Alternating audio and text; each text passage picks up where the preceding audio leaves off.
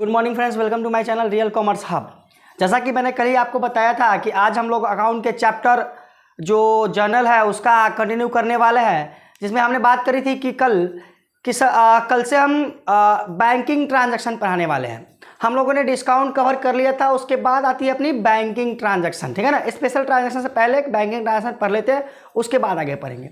तो banking transaction पढ़ने से पहले हमें जानना चाहिए कि बैंकिंग, ये जो बैंकिंग वर्ड्स है ये एक्चुअली में है क्या, है ना। बैंकिंग वर्ड जो है वो है क्या।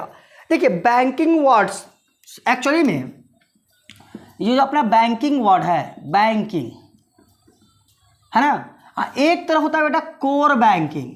कोर बैंकिंग ये ऐसे समानता कॉमर्स के बुक में या अकाउंट के बुक में इसका जिक्र नहीं किया गया, लेकिन मैं आपको बता दूं बेटा, बैंकिंग का मतलब होता है कि चेकबुक द्वारा भुगतान या प्राप्ति। सीधा समझिए, बैंकिंग का मतलब होता है बेटा चेकबुक द्वारा भुगतान अथवा प्राप्ति, और कोर बैंकिंग का मतलब होता है ऑनलाइन के माध्यम से, ऑनलाइन के माध्यम से भुगतान या प्राप्ति। जैसे डेबिट कार्ड से, क्रेडिट कार्ड से, है ना, नेट बैंकिंग से,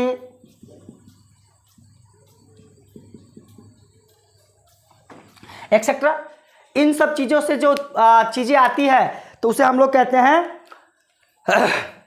कोर बैंकिंग। तो समझिए, बैंकिंग और कोर बैंकिंग उससे मुझे क्या लेना देना, हमें तो करना है बैंकिंग ट्रांजैक्शन की journal entry. Most important topic बेटा। देखिए, इतना समझिए, आपको मेरी कुछ बातें याद रखनी है, बस कुछ बातें।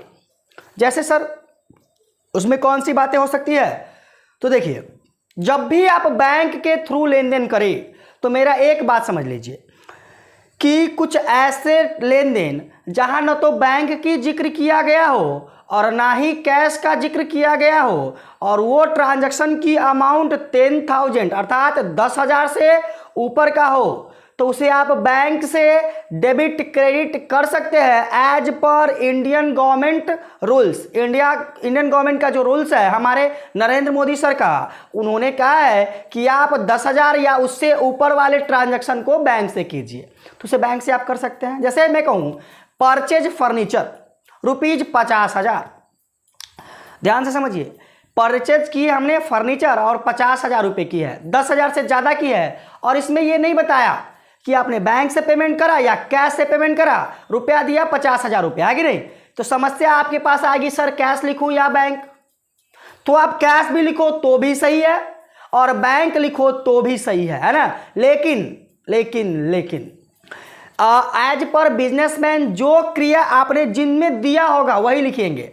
जैसे अगर आपने कैश दिया होगा, हाथ उठा करके लो भाई, गिन कर कैश लो 50,000 रुपये, तो आपको कैश लिखना है, और आपने बैंक से दिया होगा तो बैंक लिखना है। लेकिन सीधा ट्रांजैक्शन अगर आपके पास सवाल के रूप में आ रहा है कि भाई फर्नीचर खरीदा 50,000 रुपये की, तो आप बैंक से भी पेमेंट करवा सकते हैं और कैश से भी पेमेंट करवा सकते हैं।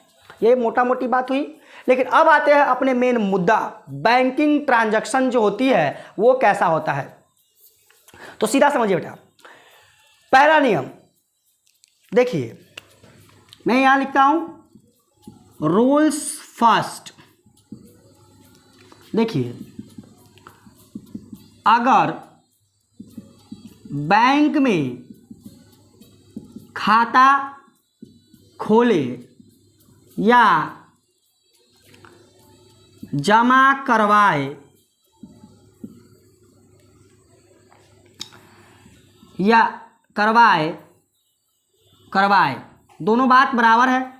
अगर बैंक में खाता खोले हम या बैंक में पैसा जमा किए, दोनों बात इक्वल है, बराबर ही है ना। तो ऐसी स्थिति में क्या हुआ होगा कि आपके बैंक का बैलेंस बढ़ गया होगा और जो कैश का बैलेंस होगा वो घट गया होगा। मतलब बैंक का बैलेंस बढ़ गया, इंक्रीज किया बैंक, और कैश आपके जेब से चला गया, है ना। तो भैया कैश घट गया, बैंक बढ़ गया, तो बैंक अकाउंट डेबिट और कैश अकाउंट क्रेडिट। तो क्या हो जाएगा, bank account debit to cash account. Narration तो आप समझते ही हैं, नरेशन लिख लीजिए, बिंग कैश डिपॉजिट या being open the bank account, दोनों बात बराबर है। दूसरी तरफ कि यदि आपने पेमेंट करा, ध्यान देने योग्य बात है, रूल्स नंबर 2, अगर आप पेमेंट करते हैं चाहे वो बैंकिंग से हो, ध्यान देने वाली बात यहां है बेटा, बैंकिंग से हो या कोर बैंकिंग से, है ना, हो से, तो देखिए सर क्या कहना चाहते हैं आप। मैं कहना चाहता हूं बेटा कि अगर आप किसी को पेमेंट करते हो बैंक के माध्यम से, चाहे वह बैंकिंग हो, अर्थात आप चेक से भुगतान कर दो, चेक देखिए जब भी बैंक लिखा रहा है पेमेंट मेड बाय चेक, इसका मतलब आपकी बैंक के पैसा घट रहा है, और आप मान लीजिए 1 लाख रुपए आपके बैंक में पड़े हुए थे और 50,000 रुपये की चेक काट कर आप उसे दे दिए, तो आपको उस समय मान लेना है कि आपके पास अब कैश में, मतलब बैंक में अवेलेबल पैसा, आपके उपयोग के लिए बचा हुआ पैसा 50,000 घट गया ना, 1 लाख में से तो बचा कितना, मात्र 50,000। इसलिए आप तुरंत ही अपना बैंक को घटा ले, क्या करें, अपने बैंक को इमीडिएटली आप घटा ले, कोई दिक्कत। तो वो कोर बैंकिंग हो या बैंकिंग, कोर बैंकिंग मतलब अगर इमीडिएटली आपने किसी को गूगल पे, फोन पे, है ना, या इंटरनेट बैंकिंग के माध्यम से अगर ट्रांसफर कर दिया तो तुरंत आपके पैसा घट ही गया, तो उस समय तो घटा लेंगे ना। लेकिन अगर आपने, ठीक है ना, किसी को पेमेंट किया या किसी खर्च के लिए दिया, जैसे मशीन खरीद लिया तो मशीन अकाउंट, है ना, अगर आपने परचेज कर लिया उससे तो परचेज अकाउंट, है ना, या आपने किसी बंदे को, पार्टी को पे कर दिया बैंक से, चेक के द्वारा हो तो भी, या ऑनलाइन के माध्यम से हो तो भी, आप उसी समय अपने पैसा को क्रेडिट कर लेंगे, मतलब बैंक को क्रेडिट कर लेंगे। क्यों? क्योंकि जो बैंक का बैलेंस है यह आपको मान लेना है कि अब मेरे यूज के लिए बचा हुआ बैलेंस मात्र इतना ही बच गया।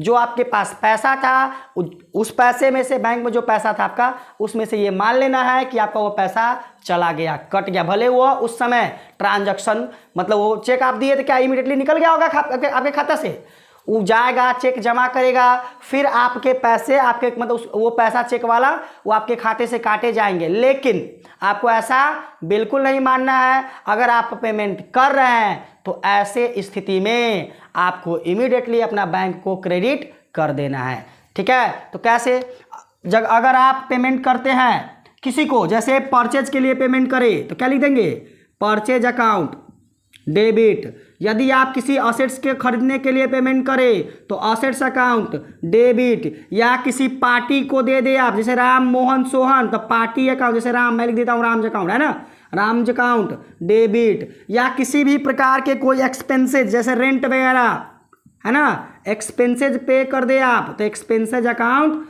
डेबिट, और इमीडिएटली आप बैंक को अपना घटा लेंगे टू बैंक अकाउंट करके, है ना, अमाउंट जो भी हो, है ना, वो आपको लिख लेना है, कोई दिक्कत। तो ये हो गया बेटा कि आप अगर पेमेंट करते हैं तो क्या होगा, वो भले बैंकिंग के माध्यम से हो या कोर बैंकिंग के माध्यम से, इससे कोई लेना देना नहीं है ना, दोनों स्थितियों में समान ही होगा। अगर आप पेमेंट करते हैं तो इमीडिएटली आपको अपने बैंक बैलेंस को रिमूव कर देनी है, कोई दिक्कत नहीं। तो आप इसे एक बार देखिए और हम लोग इसको मिटाते हैं और आगे बढ़ते हैं। चलिए बेटा अब हम लोग आगे बढ़ते हैं।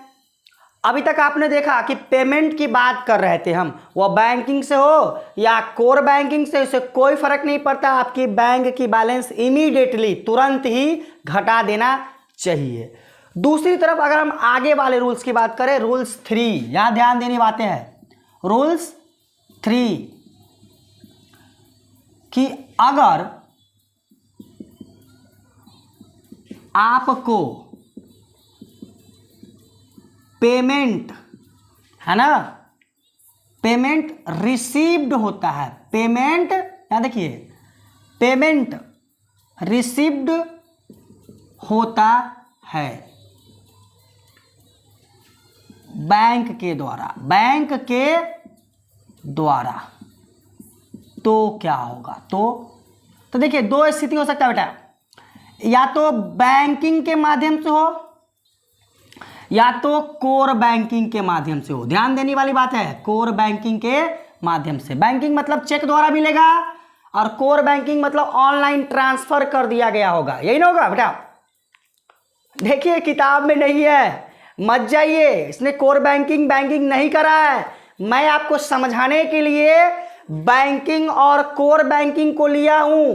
बैंकिंग और कोर बैंकिंग एक इकोनॉमिक्स की टॉपिक है, पर मैं इसे समझाने के लिए आपको उठाकर पढ़ा रहा हूं यहां से बेटा, इसको ध्यान दीजिए बेटा। बैंकिंग में अगर आपको पेमेंट रिसीव होता है बैंक के द्वारा तो दो स्थिति हो सकती है, मतलब दो तरीके से पेमेंट रिसीव हो सकता है आपको।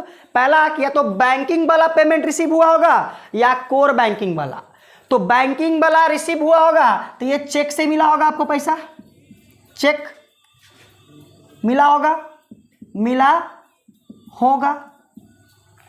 अगर कोर बैंकिंग में पैसा मिला होगा तो गूगल पे है ना, पे, फोन पे या नेट बैंकिंग के माध्यम से तुरंत आपके खाते में पैसा पहुंच चुका होगा। देखिए ध्यान से, अच्छे से देखिए, चेक मिला, इसको समझिए, चेक मिला तो दो टर्म, दो स्थिति, चेक मिला तो दो स्थिति। सर ये क्या बात हुई? हाँ बिल्कुल बेटा, ध्यान से समझिए इसको। अगर बैंकिंग के माध्यम से आपको कैश प्राप्त हुआ किसी पार्टी से या सेल करने के लिए ही, कोई दिक्कत नहीं है मुझे इससे, बात समझिए, वो सेल के लिए प्राप्त हो या किसी पार्टी ने आपको पेमेंट कर दी, इसे मुझे कोई लेना देना नहीं है। हम आपको बैंक पढ़ाने बैठे हैं, हम बैंक पढ़ा रहे हैं। तो देखिए यदि किसी पार्टी से है ना आपको चेक मिला, भले सेल के लिए ही सही, जो माल आप बेचे उसके लिए आपको चेक मिल गया, तो चेक मिला तो दो कंडीशन ध्यान देना है। पहला कंडीशन, स्थिति 1,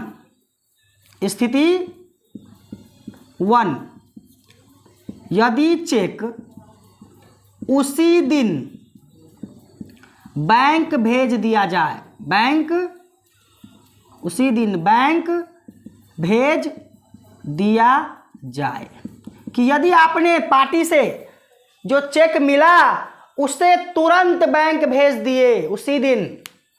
मतलब चेक मिला, जैसे मान लीजिए एक उदाहरण देता हूं कि मोहन ने आपकी 50,000 रुपये की माल खरीदी और मोहन के 50,000 के माल के बदले, मोहन ने 50,000 के माल के बदले आपको 50,000 की चेक दिया और चेक आप उसी दिन तुरंत बैंक अगर भेज दिए, तो ऐसी स्थिति में आप मानेंगे कि आपकी बैंक बढ़ गया और पेमेंट कर जो सेल के लिए आपका सेल हो गया है नहीं, या मोहन ने दे दिया, बंदा किसी के यहाँ बाकी था वो दे दिया, बात खत्म। कोई दिक्कत बेटा? कोई दिक्कत नहीं ना। मतलब अगर चेक मिला और तुरंत बैंक भेज दिए तो उसे हम लोग तुरंत अपना बैंक को भी बढ़ा लेंगे, तो उसका एंट्री होगा बैंक अकाउंट डेबिट टू, या तो सेल्स अकाउंट अगर माल बेचे हैं तो, या टू, दोनों में से कोई, या पार्टी अकाउंट, मतलब जो बंदा देने वाला मतलब मोहन दे रहा होगा, है कि नहीं, पार्टी अकाउंट कि अगर किसी के यहाँ बकाया था वो पैसा आपको मिल गया। क्या किया हमने कि स्थिति 1 क्या है अपना? स्थिति 1 ये है बेटा कि यदि चेक मिला, अरे बैंकिंग का मतलब चेक मिला होगा, है कि नहीं, और चेक मिला के स्थिति 1 में कि यदि चेक उसी दिन बैंक भेज दिया जाए तुरंत, तो क्या करेंगे उस समय? तो बैंक अकाउंट डेबिट और टू अगर माल बेचे हैं उस समय तो टू सेल्स अकाउंट, या किसी पार्टी से सिर्फ पेमेंट रिसीव हुआ है, माल बहुत दिन पहले बेच चुके थे तो टू पार्टी अकाउंट ऐसे कर देंगे। लेकिन स्थिति नंबर टू, स्थिति टू कि यदि चेक उसी दिन बैंक न भेजा जाए, यदि चेक उसी दिन बैंक न भेजा जाए तो क्या होगा सर? देख लीजिए, ये स्थिति 1 की टॉपिक्स है बेटा। मैंने कहा यदि उसी दिन चेक को बैंक अगर हमने ना भेजा, इसका मतलब चेक को आपने गले में रख लिया, गला में रख लिया, उसको नहीं भेजे उस दिन, अगले दिन या किसी और दिन भेजेंगे वो अलग बात है। लेकिन यदि आप उस चेक को, सवाल ने कुछ नहीं कहा, सीधे कहा कि चेक रिसीव फ्रॉम मोहन, और आगे कुछ नहीं किया, कहा कि भाई उसको बैंक भेजे या ना भेजे, तो भी ये मान लेना है कि आपका चेक गला में रह गया, आपने बैंक नहीं भेजा उस दिन। तो यदि आपने बैंक भेजा ही नहीं तो बताइए क्या आप बैंक को डेबिट करेंगे? ये उचित है?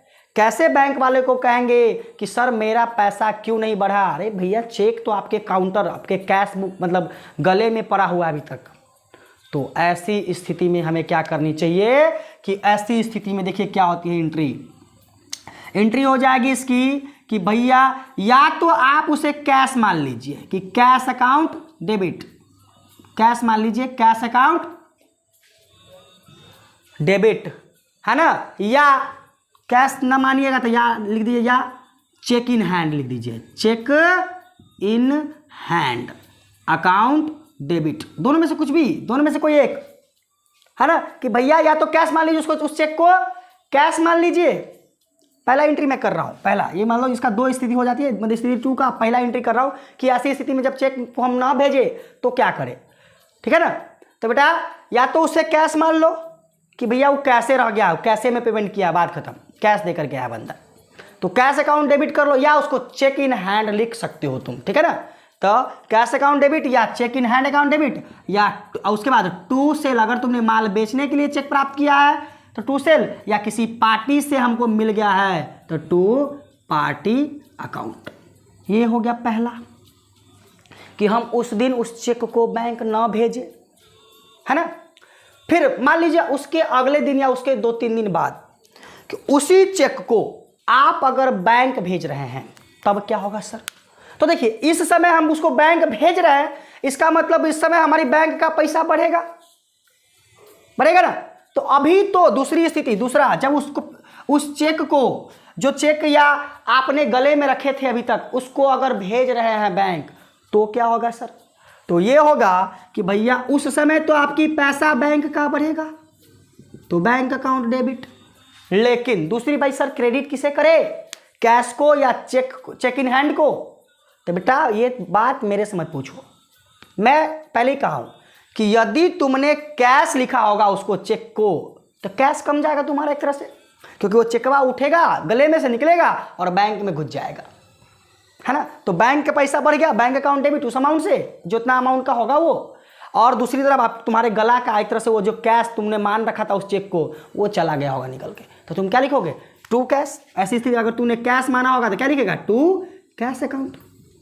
लेकिन यदि तूने उसको चेक माना होगा तब क्या करेगा भैया? क्या करे सर? तो भाई ऐसी स्थिति में अगर हमने चेक उसके मान रखा है तो उसे हम लोग, या अगर कैश नहीं माने चेक माने हैं तो इसको लिख लो या, और है ना, टू, देखो चेक इन हैंड को डेबिट किए थे, आप घटा देंगे भाई कि आप तो हम उसको बैंक भेज दिए, तो चेक इन हैंड क्या लिख दोगे? Cheque in hand. कोई दिक्कत बेटा यहां तक? तो बोलो, है ना, कोई दिक्कत? चलो फिर देख लो एक बार इसे। चलो बेटा आगे देखते हैं हम लोग। एक तो हम लोगों ने पढ़ लिया, क्या पढ़ लिया? पहला स्थिति, अगर बैंकिंग के माध्यम से हो तो हम क्या करेंगे, है ना, बैंकिंग के माध्यम से चेक मिलती है अगर, तो 2 स्थिति।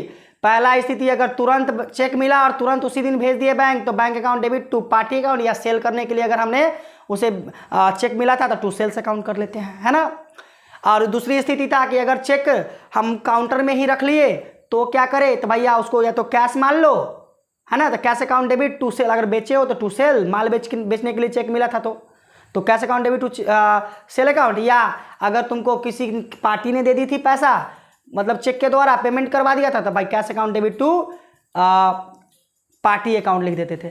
लेकिन दूसरा स्थिति कि अगर आपको कोर बैंकिंग के माध्यम से पैसा प्राप्त हो गया, बेटा कोर बैंकिंग के माध्यम से पैसा प्राप्त होने का मतलब होता है इमीडिएटली आपके खाता में किसी बंदे ने पैसा ट्रांसफर कर दी। जैसे आपने 50,000 रुपये की माल खरीदा, सॉरी बेचा, आपने 50,000 रुपये की माल बेचा और किसी बंदे ने आप गूगल पे निकाला और तुरंत आपके खाते में 50,000 रुपये डाल दिए गूगल पे के माध्यम से, तो भैया तुरंत आपके खाता बढ़ चुका होगा 50,000 रुपये से। तो ऐसी स्थिति में याद रखना कि यदि कोर बैंकिंग के माध्यम से आपको पेमेंट अगर रिसीव होती है, क्या होती है, रिसीव होती है, तो इमीडिएटली आप अपना बैंक को डेबिट कर सकते हैं, कोई दिक्कत नहीं है। बैंक अकाउंट डेबिट, इसमें कोई लोचा नहीं होता है ना, क्योंकि देखिए ये पैसा ऑलरेडी आपके खाता में जमा हो चुका होगा, इसलिए बैंक अकाउंट डेबिट कर देंगे, मतलब बैंक को अपना हम बढ़ा लेंगे, है कि नहीं, बैंक को अपना तुरंत बढ़ा लेंगे, कोई दिक्कत, इसलिए बैंक अकाउंट डेबिट तुरंत कर लेंगे, है कि नहीं। दूसरा कि भैया अगर सेल के लिए पैसा मिला है तो ये जो पैसा बैंक में मिला है, अगर हम सेल किए उसके लिए तो टू सेल्स अकाउंट, या किसी पार्टी ने दे दिया, पेमेंट कर दिया, किसी के यहाँ बकाया था, वो पैसा पार्टी ने दे दिया, to party account. Party account में तो भैया नाम होगा राम, मोहन, सोहन, गीता, कोई भी हो सकता है ना, कोई पार्टी। तो ज़्यादा लोचा किसमें है, बैंकिंग ट्रांजैक्शन, मतलब बैंकिंग में लोचा है। कोर बैंकिंग में कोई लोचा नहीं है पेमेंट रिसीव करने में या पेमेंट करने में, है कि नहीं। कोर बैंकिंग से अगर पैसा रिसीव हुआ तो तुरंत वो आपके खाता में जमा हो चुका होगा, मतलब आपका खाता बढ़ चुका होगा, और जब भी आपका खाता बढ़े तो तुरंत आपको लिख लेना है बैंक अकाउंट डेबिट, क्योंकि हम अपने इंक्रीज कर लिए बैंक को, बैंक अकाउंट डेबिट। और टू अगर बेचने के लिए, मतलब आपने माल बेचा है उसके बदले में पैसा आया है तो टू सेल्स अकाउंट, और नहीं तो अगर किसी पार्टी ने मान लीजिए दे दिया है अचानक, पहले ही बेचे थे अभी उसका पेमेंट किया है, तो कोई दिक्कत नहीं है, bank account debit to party account, है ना। तो ये था बैंकिंग ट्रांजैक्शन। लेकिन एक चीज़ मैं आपको बताते चलता हूँ, लास्टली टॉपिक है बैंकिंग का जो आप देखते जाइए, एक इंपॉर्टेंट टॉपिक है, बने रहिए मेरे साथ, ऐसे ही मज़ा आने वाला है ना। चलिए, मुझे सारी वारी नहीं आता इसलिए नहीं बोलता हूँ, भविष्य में सोचूंगा, आगे नहीं, अभी देख लीजिए आगे कि मान लीजिए किसी पार्टी से आपको चेक के द्वारा पैसा मिला था, और किसी पार्टी से, और आपने क्या किए थे कि आपने उस चेक को बैंक में डिपॉजिट कर दिए थे, मतलब बैंक भेज दिए थे। कहाँ भेज दिए थे, बैंक भेज दिए थे, बैंक भेज दिए थे। तो उस समय आपने क्या किया होगा, bank account debit to party account कर दिए थे। पार्टी में राम, मोहन, सोहन कोई भी हो सकता है।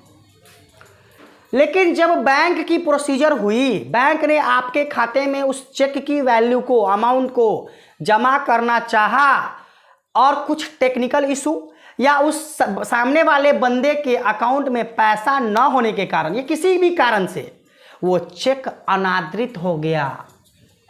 क्या हो गया, अनादृत हो गया, मतलब सर डिजॉनर्ड हो गया, अप्रतिष्ठित हो गया।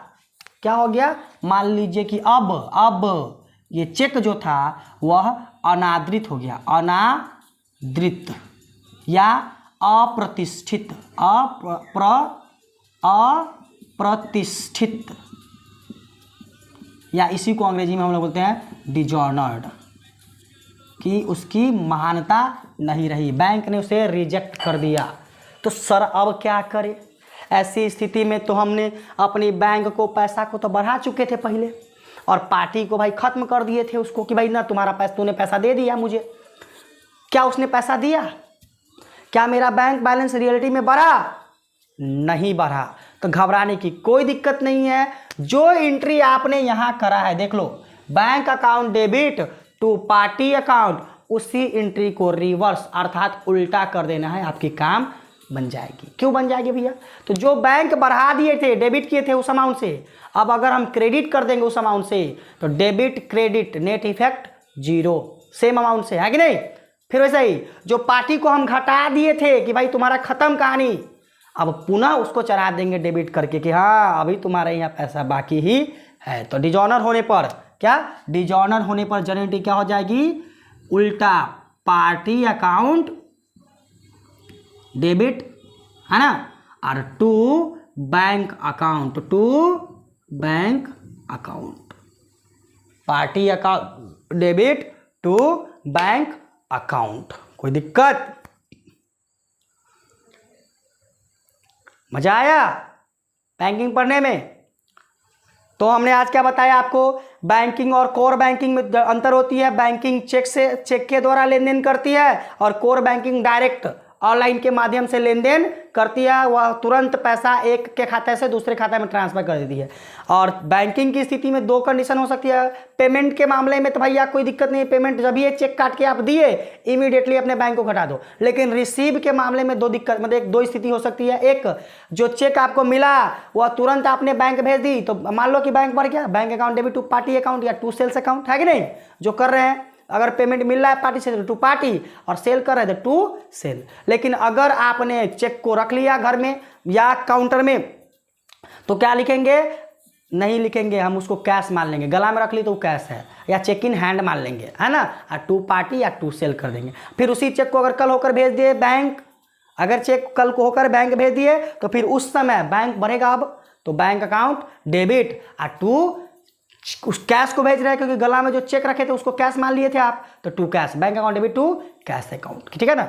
दूसरी तरफ अगर किसी पार्टी का चेक अनादृत हो गया तो क्या होगा सर? तो वही अभी भी बात मैंने करा कि देखिए, पार्टी को जब चेक मिला होगा तो हमने क्या लिखा होगा? बैंक अकाउंट डेबिट, और टू पार्टी अकाउंट, तो उसका जब चेक अनादृत हो गया भैया, उसका चेक का पैसा जमा ही नहीं हो पाया मेरे बैंक में, है कि नहीं, तो फिर उल्टा कर देंगे, बैंक को क्रेडिट कर देंगे और पार्टी को डेबिट कर देंगे, है कि नहीं? कोई दिक्कत ना, मतलब party account debit to bank account कर देंगे, है ना बेटा। इसी प्रकार हमारे चैनल के साथ बने रहिए, ठीक है ना। लाइक कीजिए, सब्सक्राइब कीजिए और अपने दोस्तों में शेयर भी कीजिए, और मेरा मनोबल अपने कमेंट द्वारा बढ़ाइए। और मैं अगला टॉपिक अकाउंट के ही कुछ जर्नल एंट्री के बेसिस ही रहेगी, और वो अगला टॉपिक आएगी बैड डेट्स। क्या आएगी? बैड डेट्स, है ना। बैड डेट्स पर खुलकर बात करेंगे हम लोग नेक्स्ट क्लास या अगले दिन की बात करता हूँ। Okay, thank you.